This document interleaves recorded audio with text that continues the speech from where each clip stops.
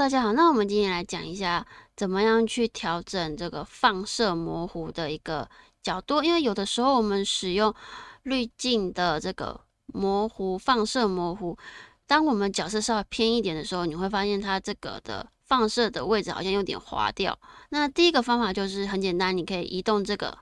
十字点哦，这个十字点不是装饰哦，它是可以真实移动的哦，它跟 Photoshop 不一样，Photoshop 应该是没办法移动，那在 Clipper 这边它很贴心，它是可以移动的，像这样子。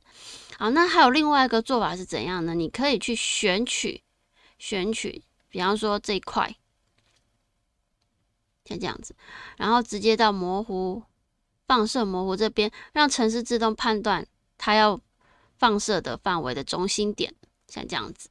好，那这样子的话，它需要选稍微的外面一点哦，因为如果你选到太刚好的话，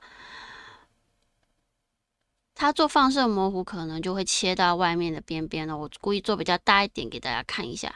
好，结束以后它就会像这样子有切到一个边边。所以如果你使用选取工具的方式的时候呢，选取的范围稍微大一点，然后再套用模糊效果，这样子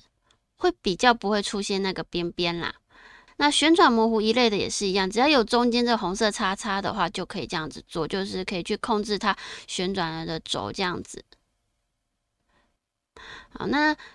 介绍第二个方法，主要是因为我最近也有在用 Pad 画画，那有的时候就觉得说 Pad 在一些精密的操作比较不直觉，所以我觉得可能用选取的方式会比较适合在 Pad 操作，就不用说还要去纠结这个红色叉叉要移动很难移动的问题哦。好，就这样子啦，谢谢大家。